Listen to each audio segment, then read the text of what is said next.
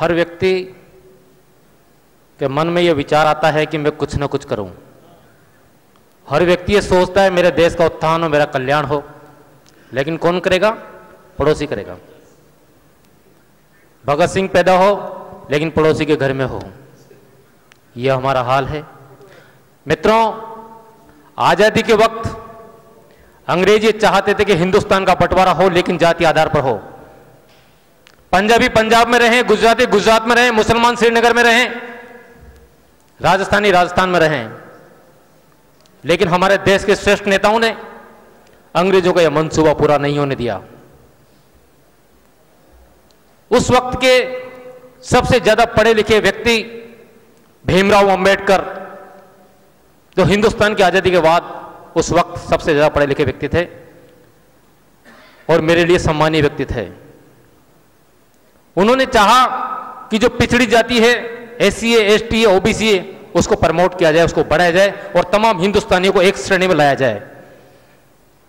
उन्होंने संविधान में आरक्षण की एक प्रथा, आरक्षण का एक सिस्टम बनाया और ये कहा कि 10 वर्ष के लिए एससी, एसटी, ओबीसी को एक आरक्षण दिया जाए, एक अलग से फायदा दिया जाए, एक अलग से संबल दिया जाए, ताकि वो बाकी हिंदुस्तानियों और बाकी जातियों को समकक्ष आ सकें। लेकिन उसके बाद क्या हुआ? राजनीतिक पार्टियां बनी, राजनीतिक दल बने, सरकारें बनी और वोट के खातिर हर 10 वर्ष उस आरक्षण को बढ़ा दिया गया। पूर्व प्रधानमंत्री वीपी सिंह कभी कमंडल लाते, कभी मंडल लाते और हजारों हिंदुओं को, हजारों स्वर्ण कास्ट की जाति के लोगों को, हजारों स्वर्ण कास्ट की जाति के युवाओं को खुदकुशी करने के लिए, आत्मदाह करने के लिए मजबूर करने लगे। आप सबकी ताकत, आप सबकी शक्ति से वो मंडल कमंडल सब गायब हो गया, लेकिन वोट के खातिर यह आरक्षण चलता रहा। जागो पार्टी के राष्ट्रीय अध्यक्ष मित्तल साहब ने हिम्मत करी और उस पंक्ति में सबसे आगे आकर खड़े हो गए, जो ये बताना चाहते थे कि आरक्षण हटना चाहिए क्योंकि हमारा अधिकार है, यह हमारा हक है, यह हमें मिलना चाहिए। लेकिन उस पंक्ति के पीछे खड़े होने वालों की संख्या आप देख लो, बहुत सीमित है। स्वर्ण कास्ट की जाति के लोग ऑफिस में चर्चा कर सकते हैं, पड़ोसी से चर्चा कर सकते हैं, घर में बैठ के चर्चा कर सकते हैं, लेकिन रोड पर आकर प्रदर्शन नहीं कर सकते, रोड पर आकर लड़ नहीं सकते। अब रोड पर आकर लड़ने वालों की आवश्यकता है मित्रों। जब जब हम इस छोटी सी संख्या में बैठे रहेंगे, जब जब इसी तरह से हम चर्चाएं करते रहेंगे, कुछ करेंगे नहीं, तब तक हिंदुस्तान का कुछ नहीं हो सकता और इस देश का कुछ नहीं हो सकता।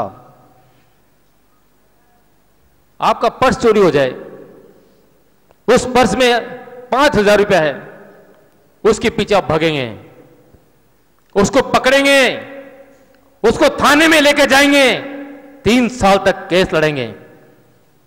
लेकिन जो आपका, आपके बच्चों का, आपकी बहन का कैरियर छीन कर ले गया, भविष्य छीन कर ले गया, उसके पीछे आप कहीं नहीं दौड़ रहे, उसके पीछे आप कहीं नहीं भग रहे, उसके खिलाफ आप केस दर्ज नहीं करा रहे और तो और उसके खिलाफ आप वोट तक नहीं डाल रहे। क्या जगाना चाहते हैं आप? मित्तल साहब, किसको जगाना है आप? किसको? मुर्दों में इंसान ढूंढ रहे हैं, मरे हुए लोगों में जान ढूंढ रहे हैं। किसको जगाना चाहते हैं? गलत कौम को जगाने लगे हैं आप, गलत कौम को।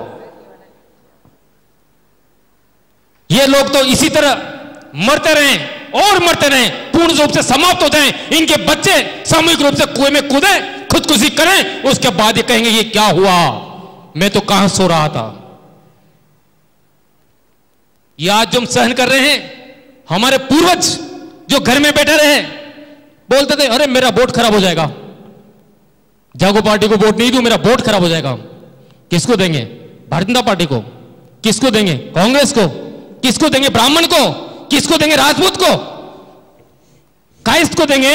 राजपूत को देंगे? क्यों देंगे? वोट दे दिया, जीत गया, जिंदाबाद जिंदाबाद के नारे लगाए और जीतने के बाद विधानसभा में चला गया। जब जब आरक्षण हटाने का बिल आया तो उन्होंने पार्टी की विचारधारा से वोटिंग करी, न कि ब्राह्मण की विचारधारा से, न राजपूत की विचारधारा से। ब्राह्मण नहीं चाहिए, राजपूत भी नहीं चाहिए, स्वर्ण कास्ट का मतदाता, स्वर्ण कास्ट का नेता भी नहीं चाहिए। ऐसा नेता चाहिए जो आरक्षण का बिल आए तो उसका खिलाफ विरोध में विधानसभा के गेट पर भूख हड़ताल पे बैठ जाए।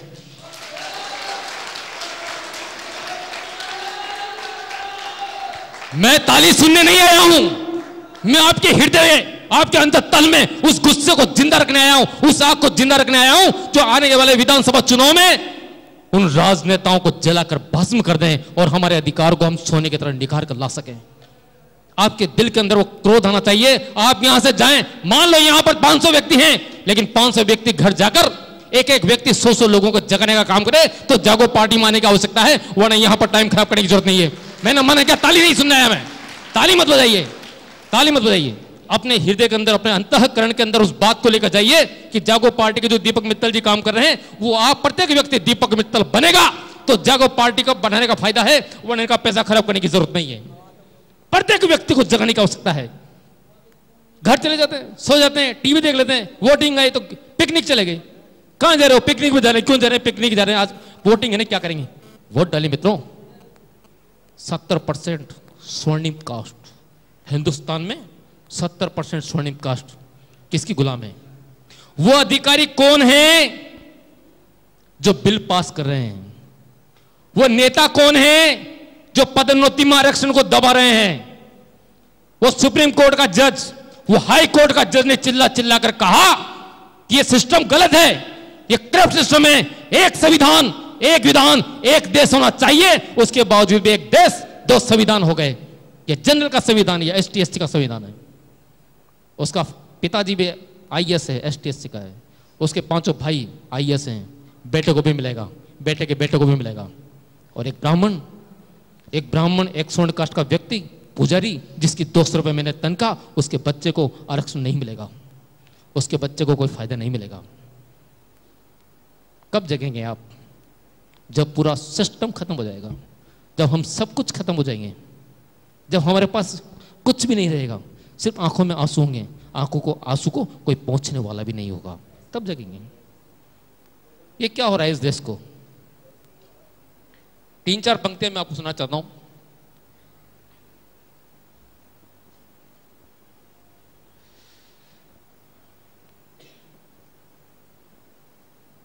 जो कौम मरने से डरेगी, जो कौम मरने से डरेगी, उठने से घबराएगी, एक दिन वो पूरी दुनिया से अपनी ही तरह गायब हो जाएगी। चिंतन की आवश्यकता है, मनन की आवश्यकता है। यह महत्वपूर्ण नहीं है कि कौन चुनाव लड़ रहा है, महत्वपूर्ण यह है कि हम किस व्यक्ति को वोट डाल रहे हैं। आपका वोट आज तक आप वास्तव में खराब करते हैं, आपके वोट को आपने खराब किया, आपके लिए उस वोट ने कोई काम नहीं किया, उस वोट ने भारतीय जनता पार्टी और कांग्रेस की विचारधारा पे काम किया। एक वोट के खातिर अपना ईमान बदल देंगे, अब तो लगता है नेता हो तुम हिंदुस्तान बदल देंगे। ये देश कभी बन सकता है ईरान नहीं, यह भरतवंश का भारत है, जिन्ना का पाकिस्तान नहीं। खींच कर आकाश, अब वक्त क्या गया है?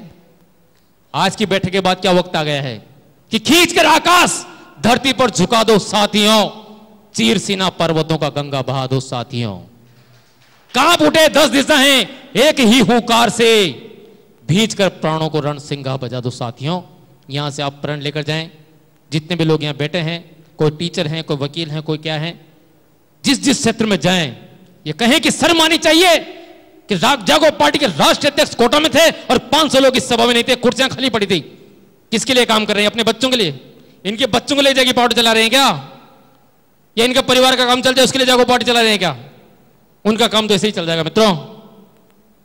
लेकिन छोटे आदमी के पास हिम्मत नहीं, बीच वाले के पास फुर्सत नहीं और बड़े को जरूरत नहीं। कब तक चलेगा ये? कब तक चलेगा? कौन जगाएगा? कौन? स्वयं। तो आज यहां प्रण लेकर जाएंगे आप सब लोग। अपने हाथ खड़े करें, अपने दोनों हाथ खड़े करें और विधानसभा चुनाव 1 दिसंबर से पहले, खड़े रखें हाथों को, 1 दिसंबर से पहले कम से कम 100 लोगों को इस बात के लिए मोटिवेट करेंगे, इस बात के लिए प्रेरित करेंगे और उनसे कहेंगे कि जागो पार्टी को वोट दो, आपका वोट सार्थक होगा। जागो पार्टी का व्यक्ति जीते या हारे, लेकिन हम ये बता देना चाहते हैं दूसरी राजनीतिक पार्टियों को कि हमारा विरोध करने का परिणाम आपको भारी पड़ेगा। जय हिंद, जय भारत।